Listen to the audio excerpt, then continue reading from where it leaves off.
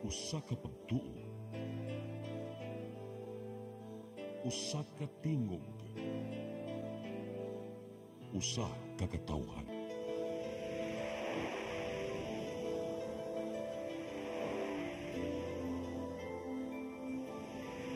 Cebu Catholic Television Network.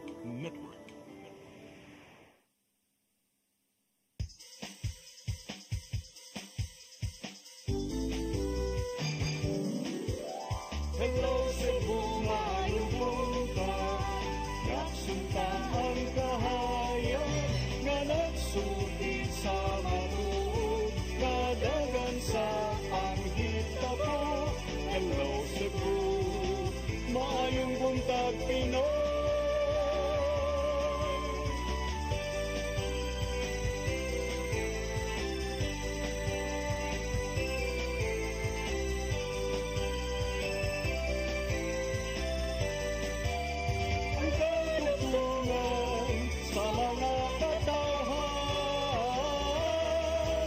Hello Cebu,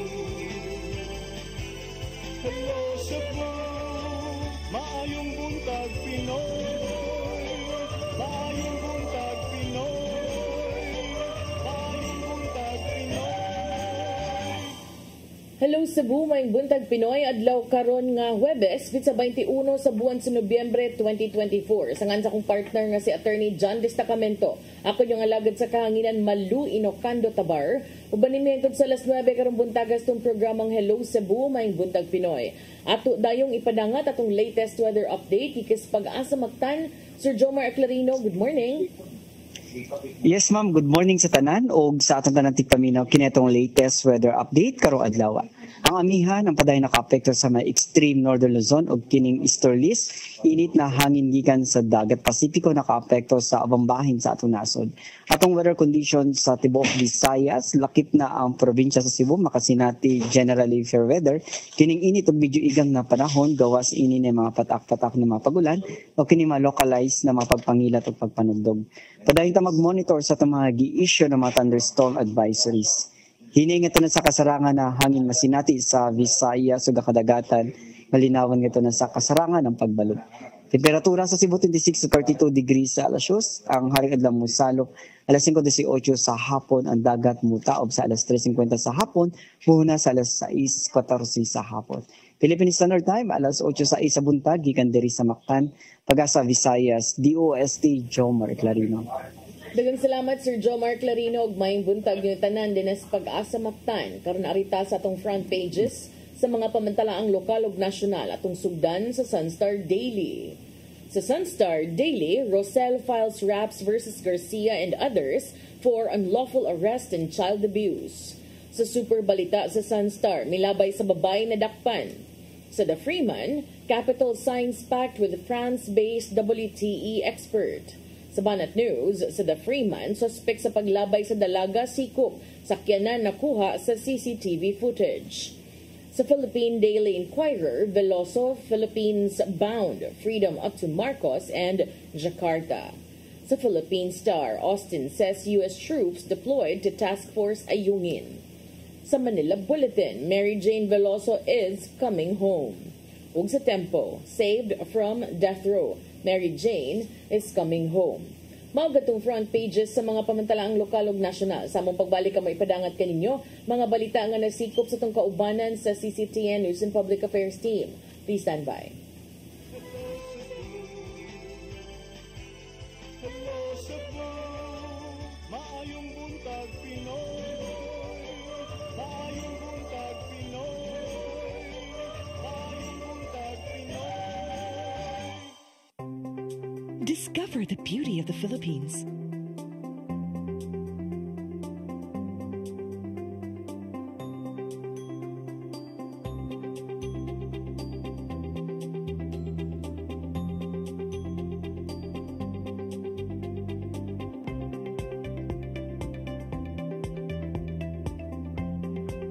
With Philippine Airlines, the country's flag carrier.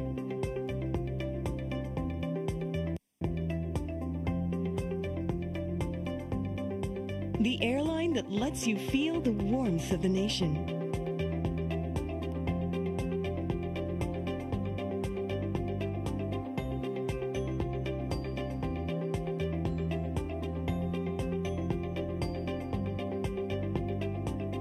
buhay.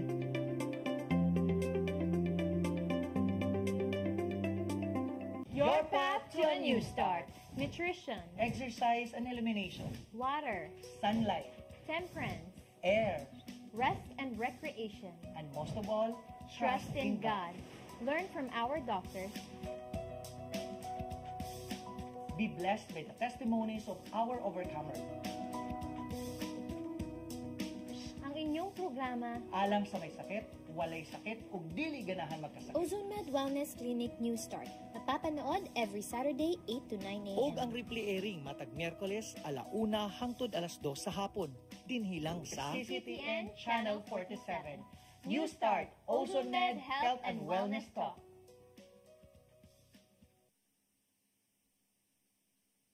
Hello Cebu, hello Cebu, maayong buntag Pinoy, maayong buntag Pinoy, maayong buntag Pinoy. Balik sa Hello Cebu, may buntag Pinoy ug karon sa atong mga balita.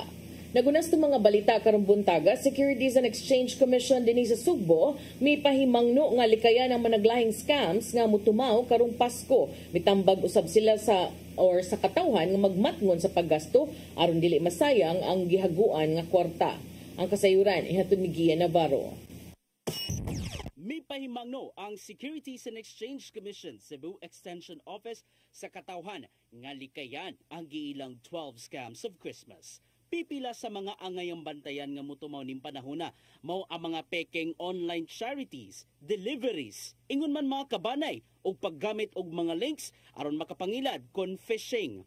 Apil usab sa listahan ang pekeng online shopping scams, love scams ug ubang mga lisod katuohang tanyag. Sumapa ni Attorney Shiara Lupangco Tamayo, ang director sa SEC Cebu, nga magbatgon sa mga pasalig gikan sa mga nagpailang kompanya o individual. Usa sa mga nagunang timailhan sa mga scam, mao ang tamis og dili katuohang mga saad aron makakwarta og dako. Alang nila, dako ka na nga red flag o pay mangno nga angayang bantayan. Another thing is the red flag if they do not have an office or you cannot contact them or they just conduct an orientation in McDo or in Bay Hotel. So it's something like that. Kung ginabihan man ng pagduda, mitambag ang SEC nga mas mayong mususi unsaya na sa maong kumpanya o sa tao nga nagtanyag og dili katuohang mga offers. Kini pinagi sa kanunay nga pagpakig-alayon sa buhatan sa SEC. Also be a member of our SEC Sec Cebu page where all our advisories and all your inquiries, we can assist and answer your query. Ginaon sa SEC Cebu ang posibleng pagtumaw sa managlaing scam ning panahuna tungod sa Christmas bonus ug 13th month pay nga madawat sa mga empleyado. Dugang pagtambag nga kung makamatikod man sa maong matang sa scam, sumbong dayon sa ilang buhatan aron mahimuan og mga legal nga lakang. Make sure also to be careful with the words or be aware of the words that they're using. For example, if they're telling you that, oh no, it's a loan, I'll give me your money as a loan and then I'll give you every month or every week tagaan ta kag 5%. Karong managi sa ulog ang Investment Protection Week sa SEC diin gikampanya ang paglikay sa scam. Painumdum sa mong ahensya ngadto sa publiko nga mag-amping silang gibati sa higayong gastohon ang kwarta sa panginahanglanon man o sa pagtigom. It really depends on how you were brought up to the how your attitude and habits are shaped and built towards money. Ian Navarro, CCTN News. Samtang serbisyo sa gikan sa Senado mas gipasayon pinaagi sa Senate Assist program ug online na ang pagpangayo og tabang. Gituyo kini sa liderato sa Senado aron dili na mobiyahe padung sa kauluhan. Ang kasayuran ihatod ni Gia Navarro. Gilusad sa Senate Public Assistance Office ang Senate Assist program sa tingwang mas mapadul pa ang serbisyo ngadto sa tanang dapit. Niadtong Domingo, may paygayin sila og roadshow dinhi sa Dakbayan sa Subo alang sa pagpaila sa mong bag-ong inisyatiba. Naglangkob among programa gikan sa Medical Assistance Service hangtod sa Social Assistance Service. Karon, one click away na lang ang pagpangayo og tabang ngadto sa mga senador og dili nahayan mo biyahe pa paingon sa kauluhan. Sumapa sa tigpamaba og Deputy Secretary nga si Attorney Arnel Jose Banyas nga gituyo kini sa liderato aron mas mapaduol pa ang serbisyo sa Senado ngadto sa publiko. It's the idea of Senate President Chis Escudero and the senators because of the so many things happening around us na pwede na po magpadala po ng request. Dati naman po nagpapadala po sa amin ng sulat ng via mail. Ito na po yung paraan po na we are now doing it via online. Isinaw lang ang assist.senate.gov.ph og sundon ang mga instructions alang sa pagproseso sa gipangayong tabang. Duga pa ni Banyas nga kinahanglan kompleto og authentic ang mga dokumentong ihatag o napaipasa online. Hihingin po namin na inyong pangalan, birth date, bibigyan po namin kayo ng tracker number o reference number at pwede nyo pong i-follow up ang inyong pong request kapag nasabit nyo na po ang documents. Magpadayon noon ang Senate Assist Roadshow sa ubang bahin sa Pilipinas ning tuiga. Dungan sa maong roadshow ang pagpanghatag og pinaskuhan ngadto sa mga batang cancer patients sa Sugbo. Nangunay ang Senate Spouses Foundation Incorporated, pinanguluhan ni Heart Evangelista Escudero, asawa ni Senate President Chis Escudero, sa paghatag og pahalipay ngadto sa mga bata.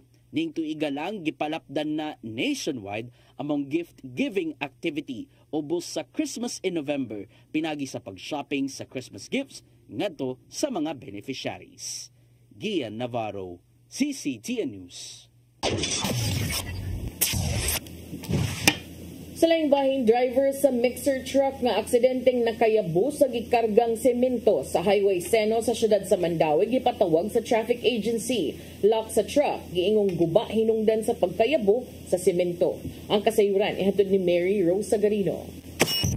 Ang intersection sa Highway Seno AS Fortuna Street sa siyudad sa Mandaue ang aksidenteng naabunuhan og mix nga semento ni adtong Sabado. Kinihuman ang driver sa mixer truck aksidenteng nakapasirit sa gikarga nga semento. Si Hill Rituya ang OIC Department Head sa Traffic Enforcement Agency of Mandaue kun team niingon nga nakamugna og kahasol sa mga motorista ang maong insidente nga bisan ang uban hapit na madisgrasya tungod sa abog og mga bato nga nagkatag sa kadalanan. Nanggahi naman tong mga aggregates.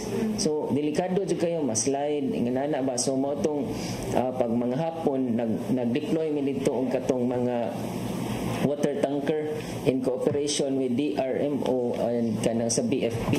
Si Rituya niingon nga ang insidente nakamugna og grabing traffic pipila ka oras gikan udto hangtod sa hapon sa intersection. Ang mga personal sa team personal nga nanglipyo sa kadalanan. Na-trace nila ang driver ug nailhan ang kumpanya human nakuha ang plate number pinaagi sa CCTV footage apan wala niya panganli ang driver. Kagahapon nibisita ang driver sa buhatan ni Rituya ug sumapa nagdali kini og wala nakabantay nga nayabo na ang semento. Ang driver nangayo og pasaylo sa hitabo niingon nga hinungdan sa pagkayabo tungod adunay problema sa lock ang truck. Apan bisan pa man niini si Rituya niingon nga kinahanglang mo-issue sila og citation ticket kalabot sa environmental o reckless driving. Consolation based ni siya nga company. So nakuha na to ni arrange ang driver niya ni atubang na to nangayo siya pasaylo pero despite ana ato gyapon siyang gi-issuehan og mga patong-patong nga mga violations para makuan gani ma-justify nato nga katong sa iyang kahasol nga nahimo. Luoy unta kayo pero kinahanglan man natong buhaton kay kami sa biya moy nabash ato na giyawa-yawa mi ato sa publiko. Giawag sa pangu sa team ang mga driver nga kanunay mosunod sa lagda sa trapiko ug mahimong responsable kung adunay mahitabo nga susamang incident. Kay kini para raman sa inyong kaayuhan. So mao na nga before mo gawas gid unta mo gawas sa dalan isiguro lang yun nga kondisyon ang sakyanan, kondisyon ang driver unya dunay mga dokumento nga insaktong mga dokumento nga dala para kung in kaso dunay mga aberya nga sa kadalanan dunay ma-flag down at least dunay mga kuan. Mary Rose Sagarino, CCTN News. Sa laing balita, Cebu City Mayor Raymond Alvin Garcia misugyot nga magbaton og wastewater treatment facility ang matagdakong sapa sa dakbayan sa Sugbo. Subay kini sa bag-ong gilusad nga pagtuon gikan sa bahin sa pagbaton sa maong kahimanan sa Metro Cebu. Ang kasayuran nihatod ni Crystal Joy Felerca. Nisugyot si Cebu City Mayor Raymond Alvin Garcia nga magbaton og wastewater treatment facility ang matag dakong sapa sa Dakbayan. Kini aron mahipos ang mga ginamit nga tubig gikan sa kabalayan og establishmento aron nga hinluon og hayan magamit pagbalik sa ubang paagi. Pinasubay kini sa pagpangita og paagi, humanisaka ang fecal coliform level sa tanang kasapaan sa Dakbayan. Suma pa ni Garcia nga nakuha niya ang ideya bahin sa pagbaton og kaugalingong wastewater treatment ato sa pagbisita sa Japan. The water is thrown to the sea, it passes the wastewater treatment facility. Kaya naglabay dito, limpyo na. And that is precisely why when I went to Yokohama and talked to JICA, naa sila wastewater treatment facility nga i-grant na to worth 1 billion pesos.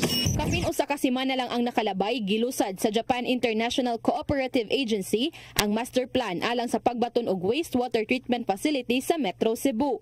Maong nakita ni Garcia nga dili ra masayang ang ginamit nga tubig aron magamit sa uban pang mga paagi. Giaghat niya ang mga anaa sa pribadong sektor nga sama sa ubang inisyatiba, tabangan usab sila sa ilang pagbaton sa wastewater treatment facility.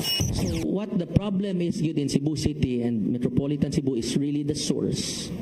That's why MCWD is looking for sources of water to augment their existing capacity sa supply.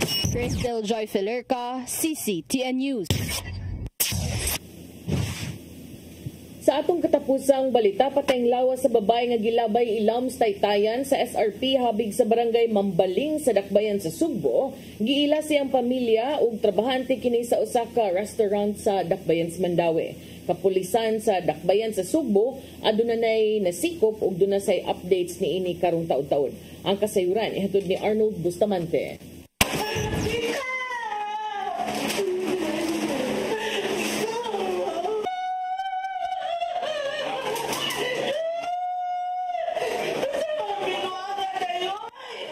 Sabaw sa mga kabanay, human nila makita ang patayng lawas ni Nika Diniz sa Lagreya, 22 anyos, dalaga, taga Sitio Silot, Purok Karabihan, Barangay Yati, Liluan, nga trabahante sa Junis Restaurant sa Insular, Dakbayan sa Mandawi. Matod sa bayaw ni Nika nga si Gerson Daguman o ang igaagaw nini nga si Jennifer Nubal, nga nitong Martes sa kadlawon sa nga milakaw ang biktima kay siya ang opening sa restaurant, ngayang gitrabahuan apan sa pa sila mga bli, mag-meeting pa sila uban sa ilang labaw.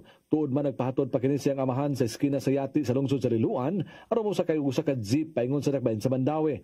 Nang pagkabuntag nakadungog sila sa balita sa DYHP nga dunay babae nga wala mailhi nga napalgang nga patay na sa SRP ug sa pagtanaw sa Facebook Live mihaom kini sa Paraguay ni Neka apan wala nila kini panumbalinga. Pagkagabi natingalan na lang ang ginikanan ni Neka nga wala kini mouli hangtod nga ilang gitawgan ang telepono apan dili na kini makontak. Nabalaka na sila nga tungod ani ilang gi-review ang post sa social media sa DYHP ug ilang naklaro sa usa ka video nga napalgan sa SRP mao gyud si Neka. Wala na may kakuan sa balita ato niya. Yan ay gibalita nga kanang wala ra may kay wa man may nagtuka ang among nasa mong kan trabaho ra man siya. Mato wala namo dahil na nagpapagbalita ron sa kuan diwet pinakanang naibabayo ko niya ni do lang katong igagaw niya nga tanawa ang naong kay burag si Dennis gani nya large man ang katong kuan wa pa nang nituo kay basin pariyarag naong ba. Okay. Dayon namo gi usa ka kuan niya picture nga klaro jud kayo mato ra mo confirm nga siya gid. Muto yang mama nga nagsige nag-ana-ana kay wala lagi na uli. Karon nag-search miglain nga kanang pictures. Nya naatoy isa ka picture nga katong nasiya si SRP nga iyang porma sa lawas nga nag-ana. Nga maklaro nga sa amo iya yung lawas. Pero di mi gusto mo confirm kay dili mi gusto ananaon lagi na mo among kuanen taon oy. Sus karon kay nangita miglain. Naman to'y video nga, nakita gid yang now. Ang magwang sa biktima misinggit og hustisya sa kamatayon silang kamanghurang igsuon dungan sa panawagan sa suspitsado nga mutahan na lang siyang kaugalingon. Nangilabot sa akong manghod nga unta makonsensya lang unta ka ug magpagita ka nga imong ilabtan ang akong manghod mo silindir lang gid unta ka. Para unta na hustisya ang akong manghod kay bata pagid kay siya.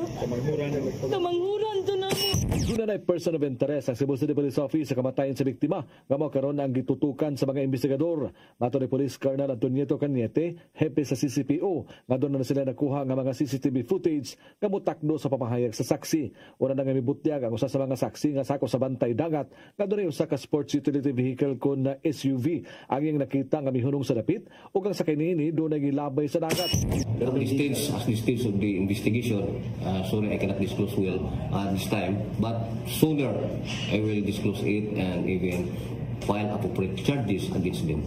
Hepe sa Mambaling Police Station, Police Major Efren Diaz may pahibaw nga naana sa 40% ang kalambuan silang gihimo nga investigasyon tungod sa mga nakuha nila nga mga ebidensya nga magtumbok silang suspitsado. Wala lang una mohatag og dugang detalye si Diaz, samtang wala pa nila madakpi ang naghimo sa krimen. Arnold Bustamante, CCTN. Maugat ang mga balita nga nahipos ng kaubanan sa CCTN News and Public Affairs Team. Yung kutang nakita kagahapon sa mga balita sa Sairi 47. Mauto nga ang atuang last na balita, attorney, di pa mubutyag ang atong kapulisan apan atong nasayran nga later mga kagabi dunay usa na dakpan katong tag-iya sa multicab. So dili da ito SUV as mentioned by the members of Bantay Dagat unya. Karong kadlawon sad doon na pagilain nga kanang napuno sab nga detalye tungod kay ang unang nasikop ani kanay si Jason Colyamat nga giingong taga Barili ug mo'y tag-iya aning multicab apan kaganina sa pagmonitor nato sa radyo no paingon dinhi sa station doon na nay update kay doon nay laing nadakpan kini si Godofredo Kiloan Brufal nga nasikop ato sa follow-up operation sa Mambaling Police Station. Dito na kini nasikop sa barangay Sab-a, lungsod sa San Remigio. Kay siya matud pa ang gitudlo ni atong unang nasikop nga si Jason Colyamat nga mo'y nag-drive si ang PUJ atol sa pagkamatay ni ining biktima nga si Nika Denise Lagria. So nakuha sab ditong gikan ni Brufal ang cellphone sa biktima unya kaganina ang update ng atong nadunggan is dunay kanang matud pa pinaakan sa dila no unya naputol ko no ang dila kining bataa makaingon tag bata pa siya maybe di man minor no pero makaingon tag bata pa kay makaingon gyud ang pinangga kay ni siyang amahan kay ihatod pa pagpasakay sa sakyanan. So karon atong susihon ang update niya sa linya karon gikan sa ato ang kwerpo sa kapulisan usab atong police reporter niya sa atong linya karon si Arnold Bustamante. Arnold, may buntag unsay update ni ining na palgan o nga gilabay nga patayng lawas dito sa SRP?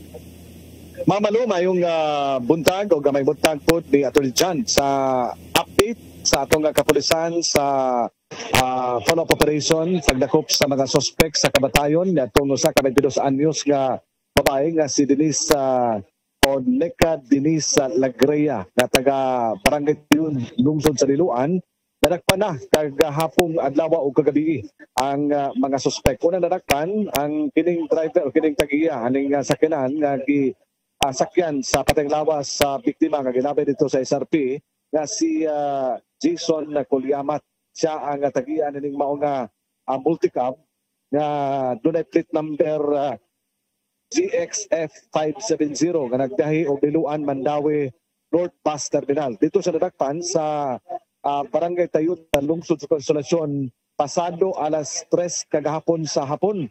Onya ato sa gimahimo nga investigasyon sa atong kapulisan gitumaw ang pangalan sa iyang uyuan kini si Godofredo Kiloan Brufal nga lumulupyo sa may Barangay Sab-a sa lungsod sa San Remigio. Kini dai si Brufal, kini si Godofredo Brufal, siya ang ni panos og drive aning ihanga sakinan na mamalo og Attorney John atong Lunes kay si Jason Colyamat patod pa riya dito siya sa barangay sa lungsod sa Barili kay membro man siya sa Diyos Amahan nga relihiyon o religious sect dito sa lungsod sa Barili. Kung ganun duman, katawitang nagubot ang simbahan dito sa Barili. Sila ang usa sa mga gitumbok na responsable ato nga nagubot ang misa sa dahil nisulod ang ilahang leader sa simbahan matod pa. Kanya kini si Jason membro ani apan kini ang uyuan dili membro sa mga grupo. Samtang doon na siya tulumanon dito ang iyang uyuan mo ikipa-drive niya. Mo to nga pagbanos niya atong Martes sa Udto, Martes sa Udto. Miyerkules sa Udto. Iyang ipangutan na ang iyang uyuan kay gibilin naman dito sa parkinganan sa usa sa mga gasoline station sa lungsod sa Liloan nga magbayad sila og tag 50 pesos ang matag adlaw. Gipangutan na niya nganong dugo ang kining salug sa iyang multicab o niya napoy dugo sa kining dashboard sa multicab. Lagit na ang driveanan.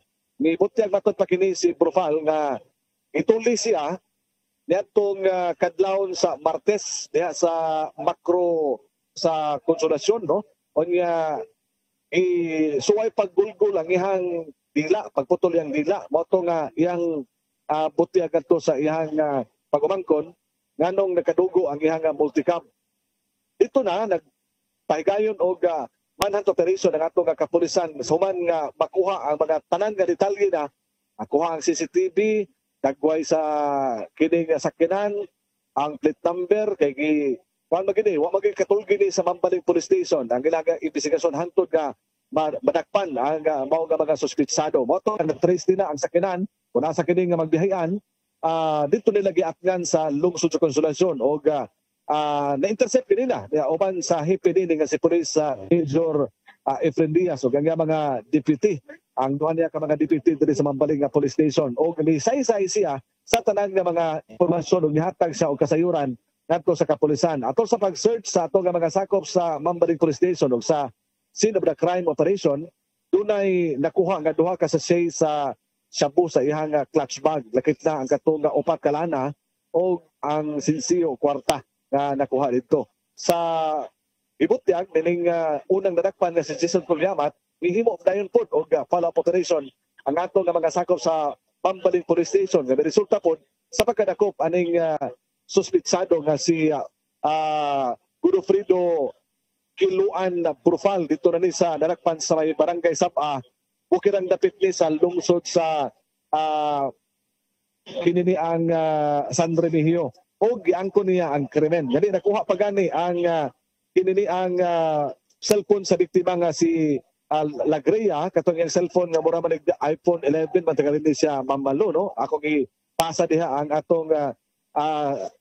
picture para makita po sa atong mga viewers ang cellphone ng biktima. Unya naapo dito ang kinini ang sapatos. Nakuha po ng sapatos sa biktima dito na po sa parking area sa lungsod sa Liloan ang maong sapatos sa biktima. Gani konfirmar ni sa iyang amahan nga nahinabi po nato kagahapon adlaw ako gadi na ang sapatos iya gid siyang anak. Mao to nga gusto niya nga balak pandayon ang naghimo gid sa krimen sa iyang anak mamalo og Attorney Jan. Arnold, unsay nakatug-an ba ni siya kani si Brufal ug nganong iya ning gibuhat? Wa pa na to mahinabi pa si Brufal pero sa ato nahibawan kuan ni siya ex-convict ni siya. Nasa kasong rape. Doon na sa kaso, uban pa mga kaso sa illegal nga drugas. O narakpan siya na ito nakalabang mga tuig. Human niya kamang ang ihang silingan dito sa lungsod sa San Remigio. O iyang ipanamas-tamasan ang iyang silingan. O ito nga narakpan siya o napasakaan siya kaso o nabilanggog yun sa laot nga ginahimo nga pagpanglugos.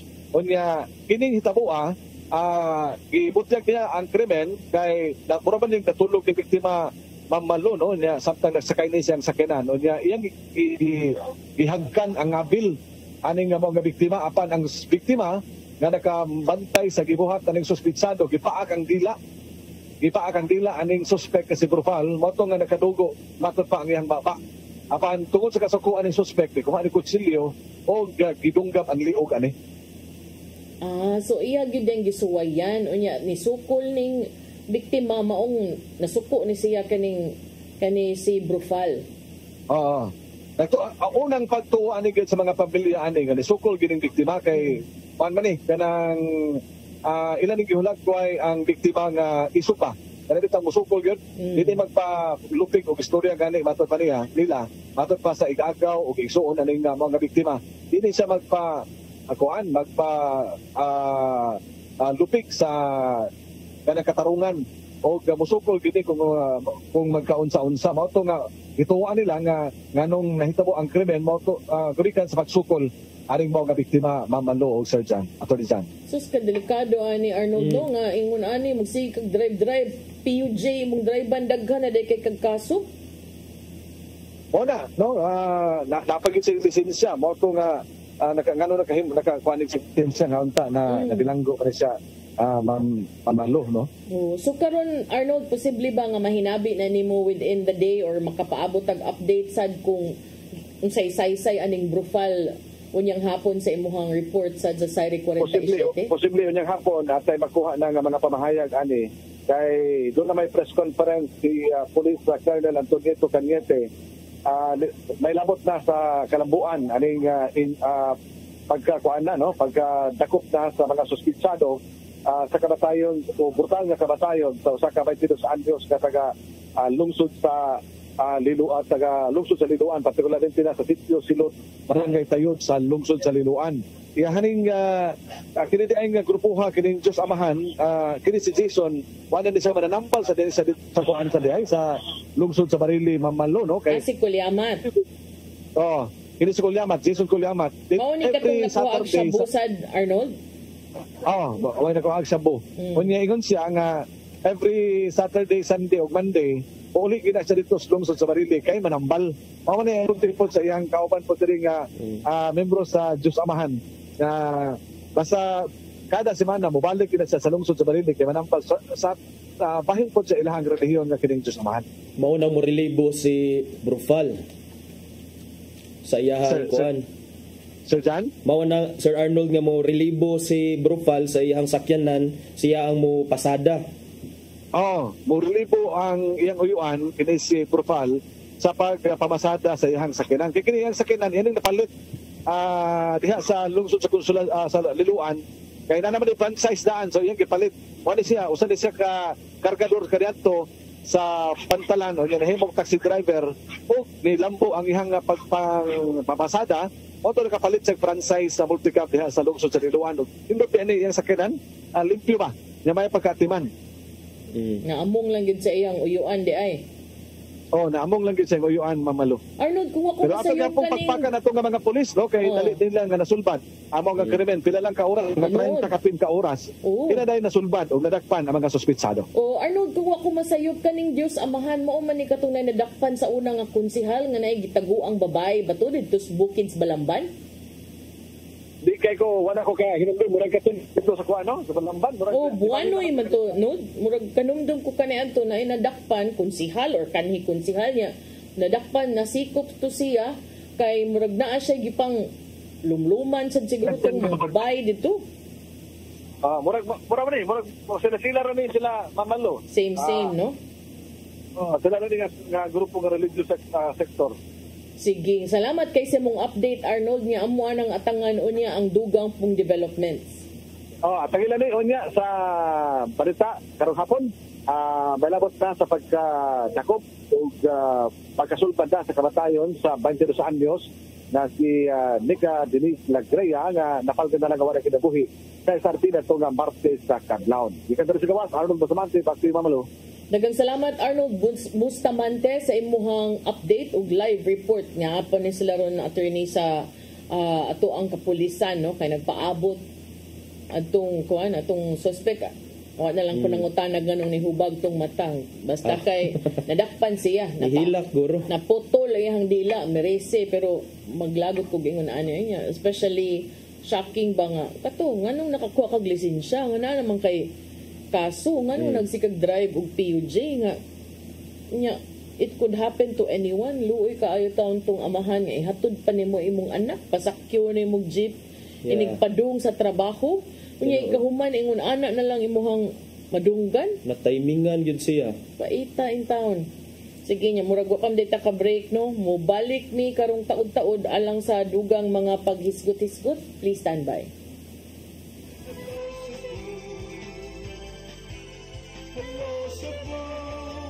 Maayong buntag Pinoy, maayong buntag Pinoy, maayong buntag Pinoy. Discover the beauty of the Philippines.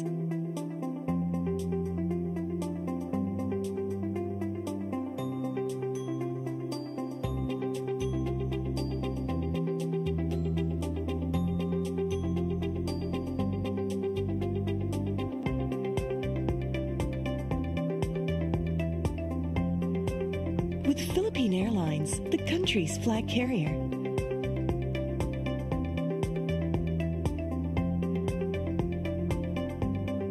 The airline that lets you feel the warmth of the nation.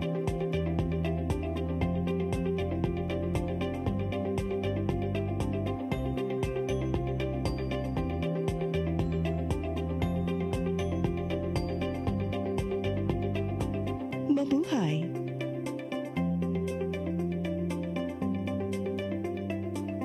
Start today.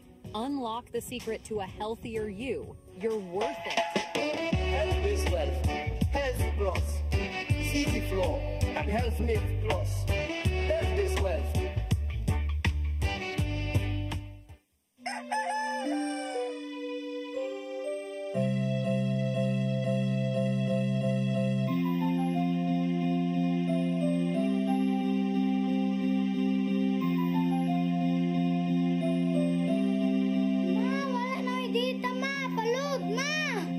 Sorry ma'am, na-late ko. Nangita pa mong gusto para internet sa kong anak ma'am. Ay, wala na yung problema. Mag-Sinisibu! Sinisibu, Sinisibu. For your internet connection. And for the signal of your cable TV. So fast and straight the transmission to your home. Sinisibu!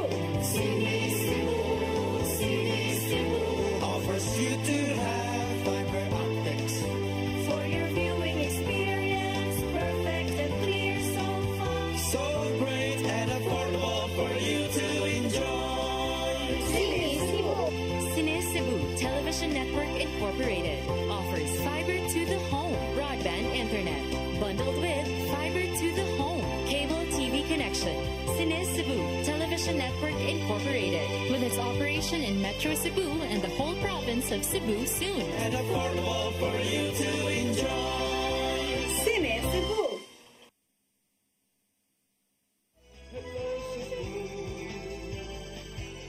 Hello Cebu, maayong buntag Pinoy. Maayong buntag Pinoy. Maayong buntag Pinoy. Balik sa Hello Cebu, maayong buntag Pinoy, atong ipadayo ng ato ang mga paghisgot-hisgot nya arita sa daily updates kay dili magkay ni dako, pero kining nonetheless related din siya sa Pogo mga igala.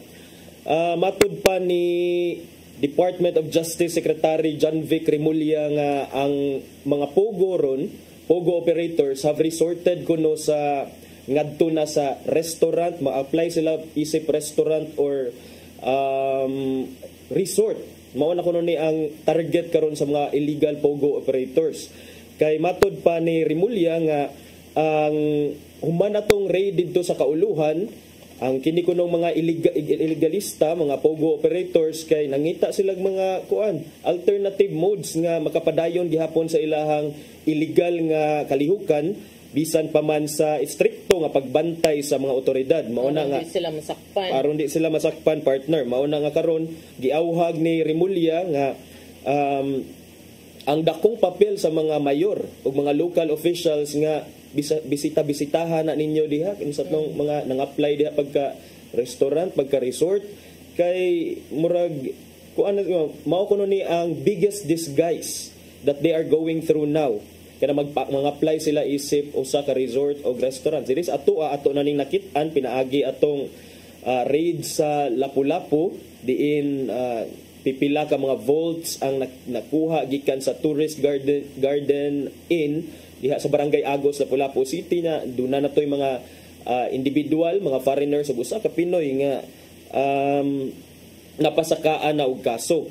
Dunay raid sa Mualbo pod nga gituuhan sab, pero as of now walay update kung unsa ba gito siya, Pogo ba to o di, but dunay mga nag-cast og doubt because questionable nga nung kalit nga miadto sa Mualboal kato mga grupo sa mga insik ug uban pa mga foreigners.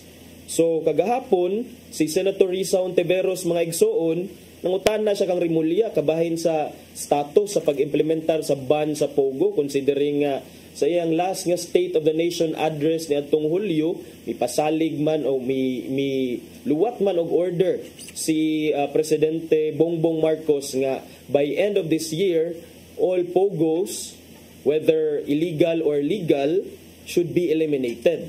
Umatod pa ni Rimulya in his response nga maulagi ito naglisod because apparently kani mga Pogo operators mura na sila nahimong guerrilla, nagtago-tago ba, asa sila pabor adto sila, pero nonetheless doon na pagikunoy mga gipang monitor even until now. Gisite ganito niyang nahitabo sa Lapu-Lapu nga 132 kuno ka foreigners ang nadakop niadtong August 31. Kabahin sa daning Pogo partner, because we have been mentioning about investigation in aid of legislation. So in fairness sa atong investigation kabahin sa Pogo operations dinhi sa atong nasod, doon na nagtulo ka mga balaod nun ang gi-file diha sa Ubos Bay, Balauranan human sa mga nahitabong investigasyon partner. Ang latest ni ani mauni ang kining kuan gitawag nga House Bill 11-11-7. Ang kining nga House Bill seeks to cancel fraudulent birth certificates obtained by foreigners. Pinaagi ani partner murag maghimo og special committee kuno nga murag mangaykay dito sa mga papeles sa Philippine Statistics Authority tan-ahon tawid to kinsa no questionable. Tinuod bagid og di, pero in the first place kabiya sa anang palusot Pero kanang iyang giingon ni Rimulya ba?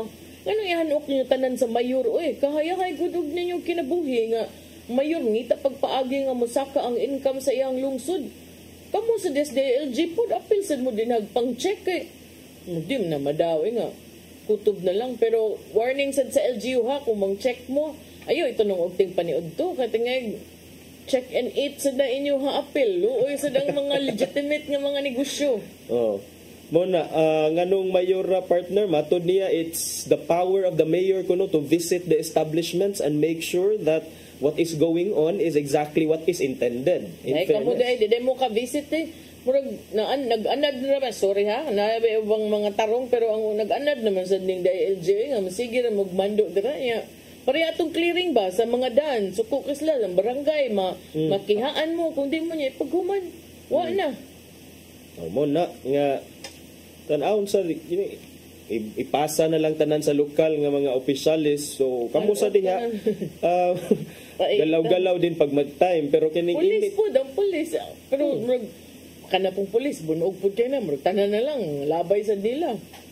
Pero apparently, dili lang mga restaurant o hotels at partner kay katong sama atong raid dito sa usa ka BPO in the province of Bataan nga duna say mga Indonesian, usa ka Indonesian kuno nga naka-amas, ang word nga gamit, naka-amas og pila to ka rupees, 900 billion rupees or 3.3 billion pesos gikan sa mga online scams nga didto kuno gikan atong business process outsourcing diha sa probinsya sa Bataan. And then morning gi-question ni sa ubang mga senador ug mga legislators earlier on katong executive order ni Presidente Bongbong Marcos, because wala man naglatid sa mga klaro nga mga guidelines kung what constitutes illegal Pogo or what constitutes Pogo o katong mga the related operations.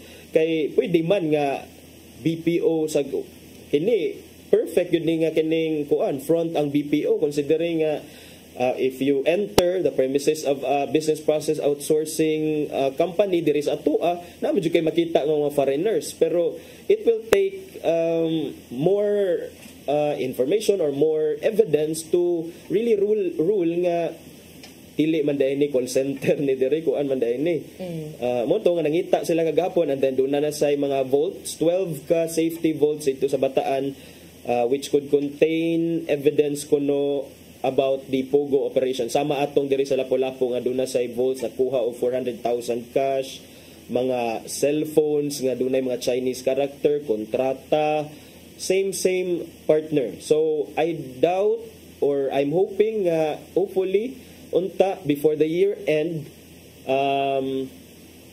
the president will make good his order or his promise nga wa na nita ng mga pogo.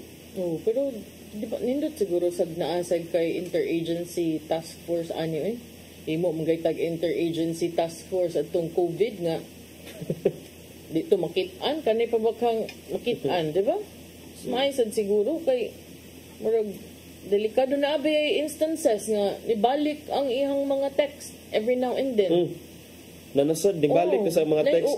Uban so makaingon ko nan siguro puguhab diri dapita kay nga naman murag kuan man na siya sa transmission sa cellphone ba kung asa ka nga area so must be somewhere in that area kay nganong makadawat man ka so not in Cebu murag some other place in the Visayas nga akong giadto nitun ko na may kalit man nga nawagtang naman unta ni i-block na lang na partner kay kana mga unregistered nga mga cellphone numbers kalit lag text or kalit lag missed call nya dayon may gani na feature atong cellphones nga ma-block ang mga unregistered nga mga callers mas maayo man na makahibaw gyud ta kinsa at least magpaila-ila sa ba before mo tawag kay text daan before tawag etiquette pero ang uban magtuo ha kay basig kanang abi ninyo afam is the key na ni ang uban na abay mga tawag karon especially kung gamit kag mga apps nga kanang call and messaging na uban makalit lag tawag Portugal, Spain so magtuo ka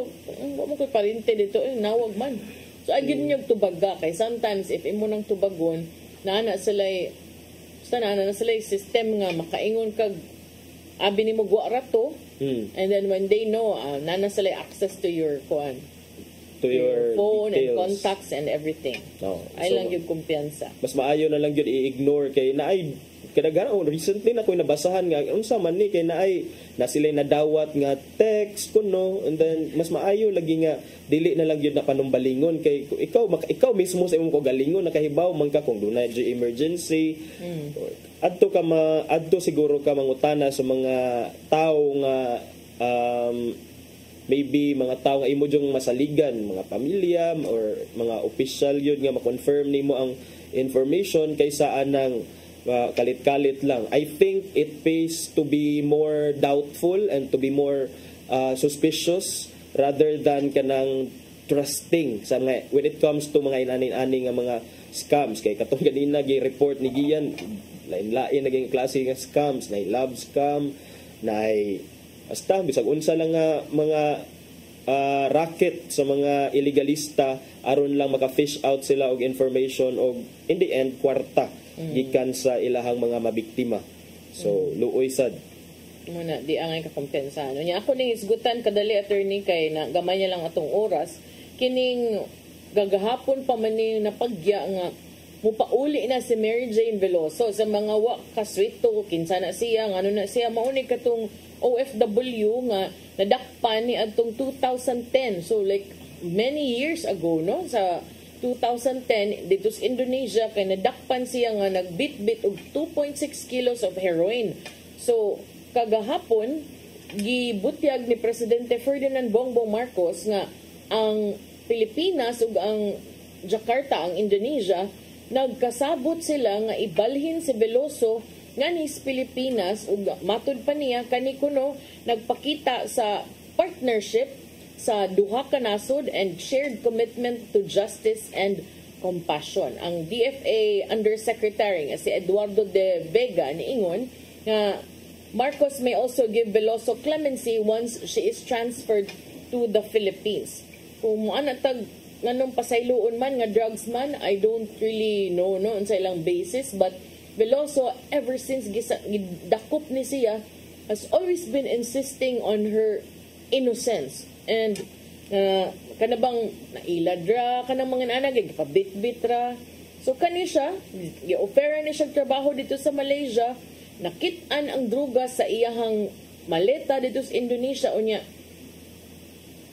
kuanta ni siya ibitay actually ato ay mga nasunog ato nga publications kay kadlawon man ang iha or tungang gabi ang schedule sa ang bitay so karon ang mga newspapers in the Philippines nag-andam na daag headline death came like a thief kuno in the night pagka wala man na dayon ang bitay no ni Regine pero katong imong pangutana partner nganong nganong angtod karon wala, even if it's a high profile nga case, it's because si Mary Jane has been insisting and his lawyers have been insisting gigamit ra gyud siya as mule, gi-traffic ra gyud siya. Gihimong drug mule kanang gipabit-bit ra og ginadaling droga. So ang timeline ani nila January 1, 2010, nibalik siya sa Pilipinas, human nagtrabaho na po kabuan as domestic worker dito sa Dubai. Wa siya nakakumpleto sa iyang 2 ka tuig nga kontrata kay gisuwayan siya glugo sa iyang amo. April 18, 2010 ang iyang higala nga si Maria Cristina Sergio sa Nueva Ecija mitanyag niya trabaho isip domestic worker sa Malaysia. April 21, naabot sila Malaysia, giingnan siya ni Sergio, kato yung amiga nga, di na available ang trabaho, pero pwede pa siya makapangitag laing trabaho. Human sa pipila ka adlaw si Sergio, iyang friend, gipada si Veloso sa Indonesia for a supposed holiday. And afterwards, si Veloso mubalik matud pa sa Malaysia aron makatrabaho ka. Generous ani nga friend, uy. Gipada siya dito. Pag abot dito sa airport sa Yogyakarta, gidakop ni siya atong April 25, 2010 sa customs. Ano man? Kaya nagkupot naman na siya 2.6 kilos of heroin. So, naidrugas. Wa siya kahibaw nga sa surat ng maleta. April 27, ang mga ginikanan ni Veloso nakadawat og tawag nga ang inyong anak na abot sa Malaysia. Pag bisita nilang Sergio dito sa Talavera, giingnan siya nga, buutan kaayo ang amo, gitagaan ko no og naggatas og uban pa, wa na siya nistugan sa iyang sitwasyon, murag naguol siguro siya sumutong, and then that's where it I think mausad ay usas sa mga hinungdan nga nung musakay kag eroplano pangutan-on ka, ikaw ba ang nag-impake sa imong maleta? Tanan ba nga kana bang imong maleta sukad sa imong pag-impake, wa bay laing nakakupot? Kanang inana ba? Yes. So, mao na siya. But ako, okay ra ko paulion siya diri kay di man kita ka-determine whether tinuod ba or di, and naman yung mga daghang detalye, pero ay lang sa buhi kay mao man to nga actually naa siya diri physically, pero Indonesia will still have legal custody on her. To me, okay ra. Sige, Pauli, at least ba dili ka bitayon. tinuod. Preso lang ka. Ano ba? And then, mahug na swerte ni ang iyang case partner kay nag-ung-ung na gina siya ngadto sa bitayuno na gyud to siya. And then kanya si Sergio og lain pang usa doon na nawigi atubang human trafficking charges. So ang testimony ni Mary Jane sad mao sa ni rason nga nang wala sa gipadayon didto kay magamit man sa kaso diri sa Pilipinas. So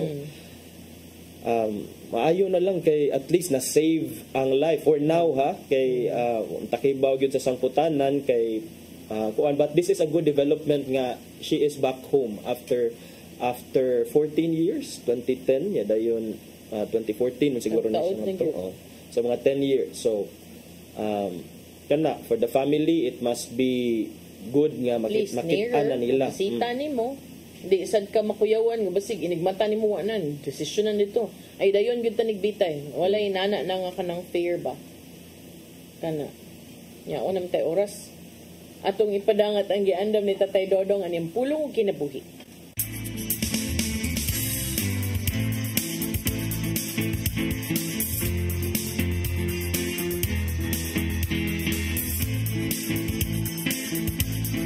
Ang pulong mo, ang diwag sa galang ko.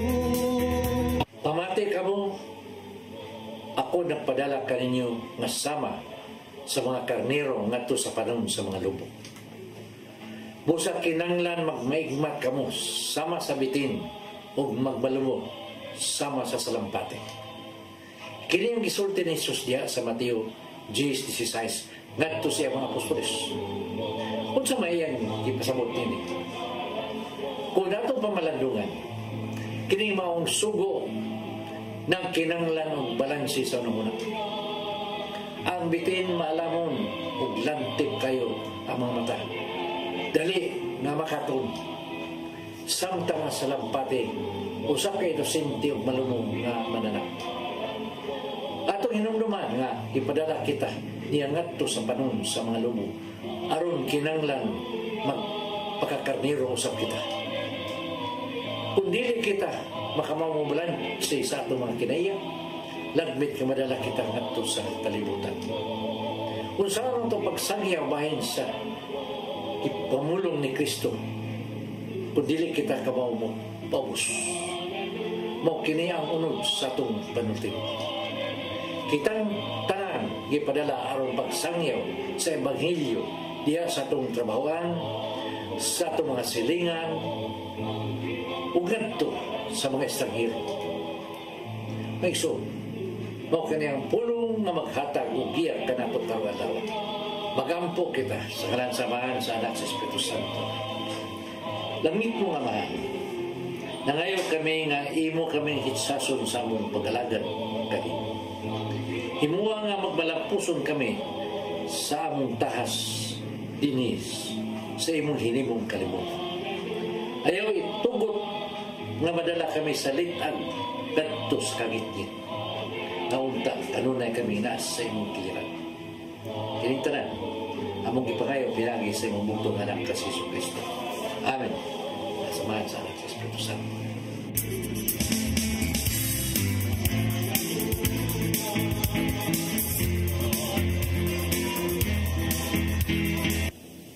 Pulong ang kinabuhi ni Tatay Dodong Lemchua may nagtapos sa itong tulumanon. Dagang salamat sa Philippine Airlines. Dagan sa salamat kang Archbishop Jose Palma, Nanay Diana Limchua ug Tatay Dodong Limchua. Thank you, Sir Dennis Tabarg, itong mga kaabanan sa TOC, Sir Robert, Miss Inday, Sir Matmat, Miss Mabel ug Miss Joanne. Sir Michael, Sir Rodel, Sir Raymond, Sir Bruce ug Sir Ferdy. Salamat sa ni Arnold Bustamante sa iyang update kaganina sa ato ang report kabahin ni adtong nahitabo nga patay nga gilabay dito sa SRP. Unya, salamat sa inyong papakig-uban. Ako si Maluy Nocando Tabar. 34 days na lang, Pasko na. Ako si Attorney John Destacamento. Magidatag balik ugma sa itong programang Hello Cebu. Mayong buntag, Pinoy. God bless us all. Uban sa kabalan sa pagkita.